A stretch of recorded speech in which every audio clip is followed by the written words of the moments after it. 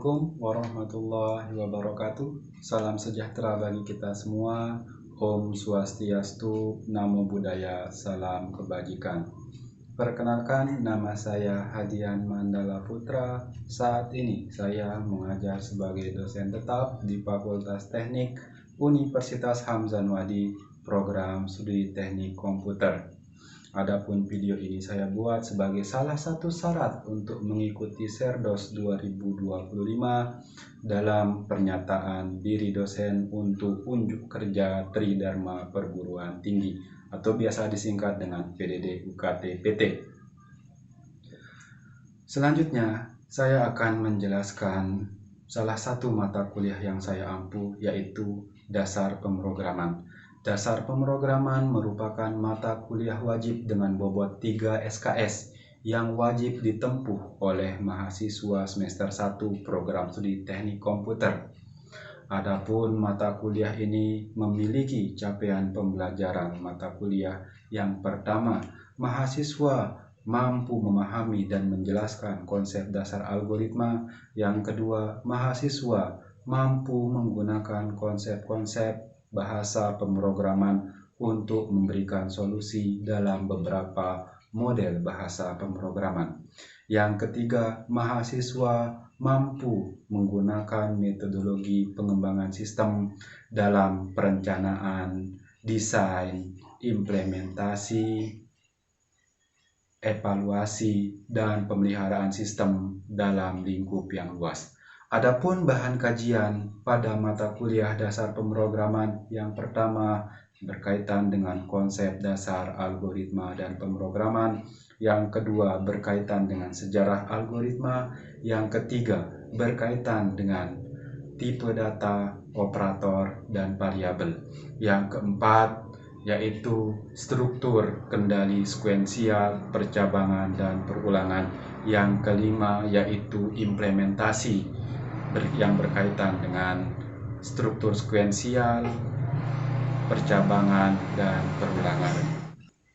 Berikutnya adalah pemaparan saya tentang pengajaran yang saya lakukan dalam mata kuliah dasar pemrograman. Selamat menyaksikan. Bismillahirrahmanirrahim. Assalamualaikum warahmatullahi wabarakatuh. Waalaikumsalam.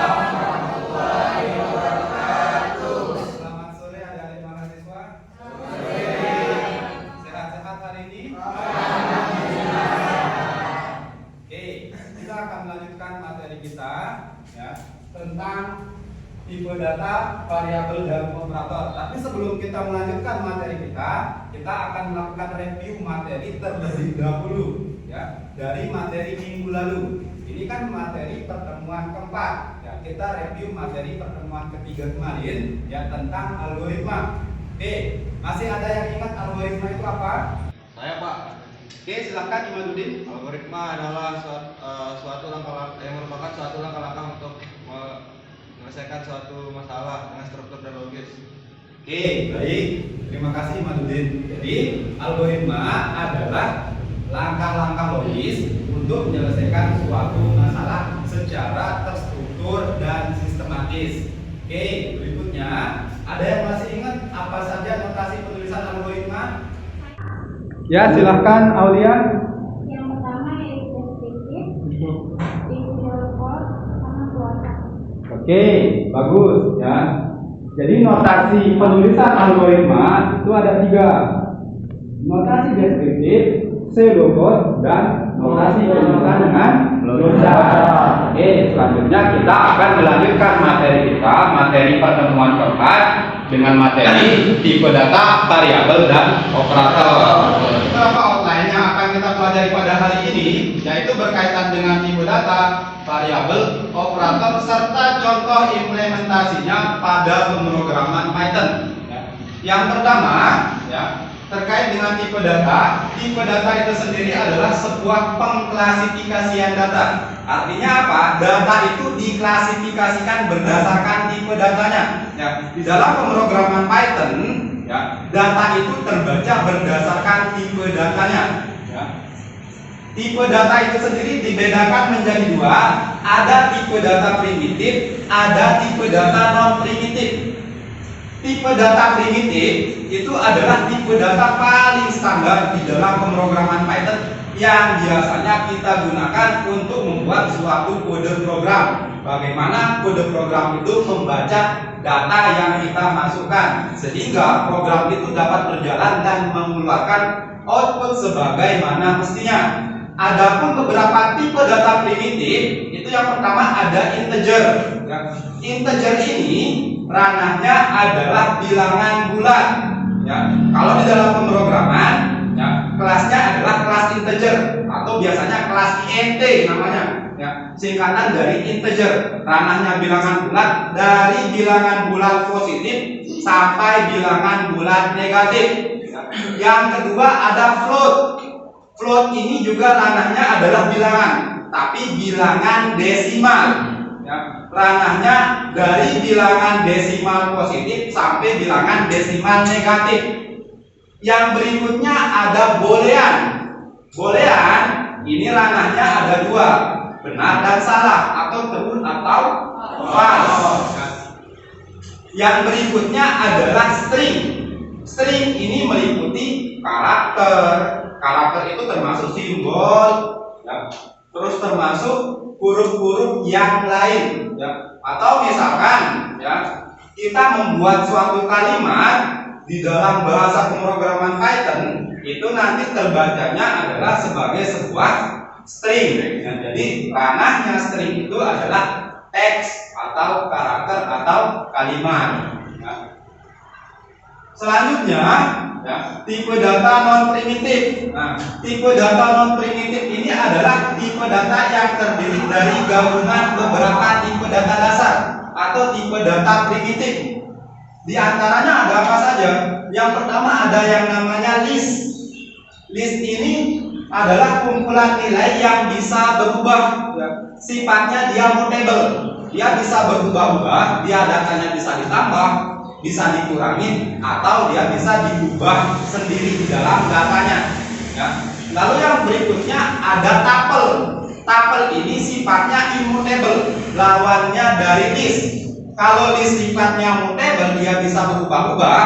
Kalau tuple sifatnya immutable, dia tidak bisa diubah. Sekali dia dideklarasikan, sekali dia didefinisikan, maka dia akan tetap seperti itu. Ya. Yang berikutnya ada set. Set ini merupakan kumpulan nilai yang unik. Unik itu artinya dia tidak ada yang sama. Satu sama lain datanya harus berbeda. Kalaupun ada data yang sama, ya, maka di dalam set itu akan dianggap satu. Ya. Misalkan di dalam sebuah set kita mempunyai beberapa data yang sama, maka data-data yang kembali itu hanya akan dianggap sebagai sebuah data yang sama. Ya. Lalu yang berikutnya itu ada dictionary. Dictionary ini adalah kumpulan data yang memiliki pasangan kunci dan nilai atau key dan value. Kuncinya apa, nilainya apa, itu adalah dictionary. Ya. Yang berikutnya kita akan mempelajari tentang variabel. Ya. Variabel adalah tempat di mana, ya, di dalam pemrograman kita menyimpan data kita. Ya. Jadi variabel itu digunakan untuk menyimpan data kita di dalam program yang kita buat. Ya. Adapun, ya, ketika kita membuat suatu program, ya, dalam membuat suatu variabel kita harus mengikuti aturan-aturan penamaan variabel yang berlaku. Ya. Adapun beberapa aturan penamaan variabel, yang pertama, ya, nama variabel harus dimulai dengan huruf atau garis bawah underscore. Ya. Yang kedua, nama variabel hanya bisa terdiri dari huruf, angka, dan garis bawah. Yang ketiga, nama variabel bersifat case sensitif. Artinya case sensitif, ya, itu semua huruf, misalkan huruf besar, huruf kecil, itu dia dibedakan, tidak sama. Misalkan sama-sama data, tapi satunya D-nya huruf besar, satunya D-nya huruf kecil, maka dia adalah dua buah variabel yang berbeda. Ya. Yang berikutnya ya, tidak boleh menggunakan kata kunci Python ya sebagai nama dalam variabel. Oke, sampai sini ada yang ingin ditanyakan terlebih dahulu? Oke, silakan Yazid. Silakan Yazid. Coba berikan saya contoh-contohnya sesuai yang Bapak sebutkan tadi. Oke. Jadi terdapat beberapa aturan penamaan variabel ya. Kita akan membuat contoh-contohnya sesuai dengan aturan penamaan variabel ya. Yang pertama, nama variabel harus dimulai dengan huruf atau garis bawah ya. Contoh penamaan variabel ya sesuai dengan kaidah penulisan, kaidah penamaan variabel. Berikut saya berikan contoh yang benar dan contoh yang salah. Yang pertama, nama variabel harus dimulai dengan huruf atau garis bawah. Berarti kalau dimulai dengan huruf atau garis bawah, maka contoh yang benar adalah misalkan data. Ini adalah sebuah contoh penamaan variabel yang benar. Dimulai dengan underscore, ya, baru diikuti oleh huruf. Ya. Misalkan datanya sama dengan 8. Contoh yang salah itu misalkan 1 data sama dengan 8. Ini adalah sebuah contoh yang salah. Kenapa salah? Karena nama variabel tidak boleh diawali dengan angka, hanya boleh diawali huruf atau garis bawah. Ya.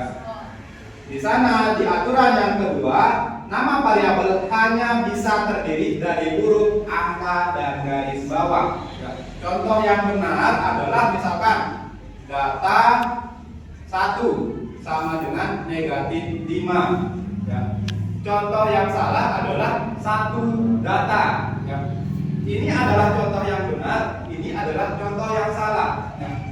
Data 1, satunya ada di bagian terakhir, bukan ada di awal penamaan variabel. Ya.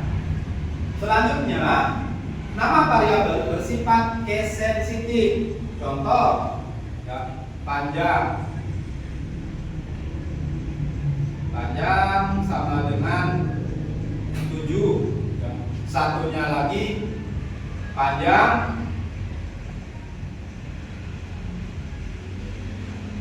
sama dengan 10. Yang satu hurufnya P kecil, yang satu P-nya hurufnya besar. Artinya ini bersifat case sensitif. Dua variabel dengan nama yang sama tapi memiliki makna yang berbeda atau memiliki nilai yang berbeda. Yang berikutnya, ya, tidak boleh menggunakan kata kunci Python sebagai nama variabel. Contoh, kita tidak boleh menggunakan int sebagai sebuah nama variabel. Kita tidak boleh menggunakan float sebagai nama variabel. Kita tidak boleh menggunakan list sebagai nama sebuah variabel. Oke, mungkin Yazid, bagaimana? Bagus sekali. Bagus sekali atas penjelasannya. Terima kasih. Oke, kita lanjutkan. Ya. Jenis-jenis variabel di dalam pemrograman Python. Ya. Yang pertama ada variabel global. Variabel global ini variabel yang dideklarasikan di luar suatu fungsi. Artinya variabel dengan nama yang sama, ya, yang ada di luar fungsi itu bisa diakses di seluruh program. Ya. Yang berikutnya ada variabel lokal, variabel yang hanya dideklarasikan di dalam suatu fungsi tertentu dan hanya biasa diakses di dalam fungsi yang kita sudah deklarasikan. Yang berikutnya, ya, kita akan lanjutkan ke operator. Operator ini adalah yang biasa digunakan dalam operasi proses. Ya, operasi proses yang kita gunakan ketika kita membuat suatu program. Ya. Terdapat beberapa operator, ya, di dalam pemrograman Python. Ya. Itu yang pertama ada operator aritmetika. Operator aritmetika ini adalah operator paling standar, ya, yang mana meliputi ada penjumlahan, perkalian, pembagian, pengurangan, ada modulus dan ada juga pembagian bulat. Ya. Lalu ada operator perbandingan. Ya. Operator perbandingan ini adalah operator yang membandingkan dua nilai. Ya. Apakah nilai ini setara atau tidak? Ya. Apakah nilai ini lebih besar atau dia lebih kecil? Ya. Adapun simbol-simbolnya, ya kalau misalkan dia setara ekivalen itu kita menggunakan simbol 2 sama dengan. Kalau dia tidak setara, tidak sama, ya maka kita menggunakan simbol tanda seru sama dengan di dalam pemrograman Python. Selanjutnya kalau lebih besar, ya tandanya menggunakan tanda operator matematika standar lebih besar, ya lebih besar sama dengan, ya. Lebih kecil atau lebih kecil sama dengan. Operator berikutnya adalah operator logika. Ya. Operator logika ini digunakan untuk operasi logika boolean. Ya. Misalkan kita punya suatu proposisi atau suatu statement pernyataan. Ya. Kadang kan namanya pernyataan bisa saja dia bernilai benar atau dia bernilai salah. Ya. Maka operator yang biasa kita gunakan dalam operator logika itu adalah operator logika. Ya, ada and, ada not, dan ada or. Ya. Selanjutnya itu ada operator penugasan.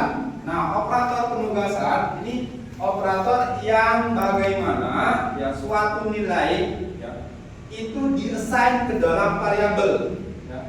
Misalkan kita punya sebuah variabel, tadi contohnya ada panjang sama dengan 7. Nama variabelnya adalah panjang, operatornya adalah sama dengan, ya, nilainya adalah 7. Artinya nilai 7 ini diassign, diberikan penugasan ke dalam variabel panjang. Berarti panjang itu memuat sebuah nilai dengan nilai 7. Oke, selanjutnya kita masuk ke contoh implementasi tipe data dan variabel dalam pemrograman Python. Ya. Oke, kita masuk ke contoh. Kita akan menggunakan bahasa pemrograman Python dalam contoh kita. Ya. Bahasa yang kita pelajari adalah bahasa pemrograman Python. Jadi kita akan belajar membuat program. Ya. Nah, kita akan mencoba ya, mempraktikkan ya, cara penulisan penamaan variabel di dalam pemrograman Python, cara penggunaan operator di dalam pemrograman Python. Yang pertama, ya, penamaan variabel. Ya. Misalkan di sini kita punya sebuah variabel, ya, yang nama variabelnya adalah nama. Ya. Nama ini misalkan kita isi ganda. Ya. Nama diisi oleh nilai yang mana nilainya adalah ganda. Menurut kalian ini tipe datanya apa? String. Ya, tipe data untuk variabel nama ini adalah string. Ya, maka variabel dengan nama ya, ini menyimpan data string dengan nilai ganda. Selanjutnya kita punya sebuah variabel umur 20. Menurut kalian 20 ini adalah tipe data apa? Integer. Maka tipe data untuk umur ini adalah integer karena 20 adalah sebuah bilangan bulat. Selanjutnya kita punya sebuah variabel tinggi 167,8.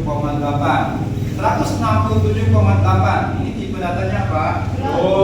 Float. 167,8 tipe datanya adalah float. Berarti tinggi ini adalah sebuah variabel yang menyimpan data float dengan nilai 167,8. Selanjutnya nama variabelnya adalah mahasiswa. Mahasiswa true. True ini tipe datanya apa? Boolean. Ya, berarti variabel mahasiswa ini menyimpan data boolean dengan nilai true. Selanjutnya kita akan coba cek satu persatu ya, apakah sudah sesuai ya, print type ya, nama, print type umur. Untuk mengecek tipe data, ya, kita menggunakan perintah type tinggi, Lalu type mahasiswa. Lalu kita jalankan. Di sini terbaca kelasnya yang pertama adalah string. Ini sudah sesuai, ya, sesuai dengan apa yang sudah kita bahas tadi, bahwa nama yang meliputi karakter itu kelasnya adalah string. Lalu ada umur, tipe datanya adalah integer, ranahnya adalah bilangan bulat. Lalu ada tinggi dengan nilai 167,8, tipe datanya adalah float. Lalu ada mahasiswa yang diberikan nilai true, tipe datanya adalah boolean. Selanjutnya kita akan mencoba ya, operasi ya, operator dalam pemrograman Python. Misalkan kita punya sebuah bilangan 1 ya, kita punya bilangan pertama, bilangan 1 itu nilainya misalkan 8. Kita punya bilangan kedua itu nilainya misalkan negatif 8. Operator yang pertama itu ada operator aritmetika. Operator aritmetika itu meliputi penjumlahan, pengurangan, perkalian, pembagian, modulus, dan pembagian bulat. Kalau misalkan kita punya ya, bilangan pertama dan bilangan kedua, print bilangan 1 ditambah dengan bilangan 2. Print bilangan 1 tambah bilangan 2, maka output yang dihasilkan apa? Berapa outputnya? 0.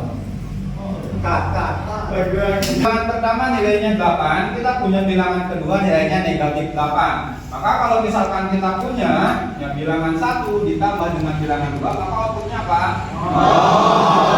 Outputnya adalah 0 karena 8 ditambahkan dengan negatif 8. 0. Dan begitu pula untuk yang lainnya, kita akan coba bilangan 1 kurangi dengan bilangan 2. Lalu kita juga punya operator-operator yang lain, print bilangan 1 dikalikan dengan bilangan 2, dan kita juga punya bilangan 1 dibagi dengan bilangan 2. Kita juga punya bilangan 1 dimodulus dengan bilangan 2, dan kita juga punya sebuah operator lagi yaitu pembagian bilangan bulat. Misalkan bilangan 1 dibagi dengan bilangan 2 ya, pembagian bulat dengan bilangan 2. Ini akan kita jalankan dan kita akan lihat hasilnya seperti apa.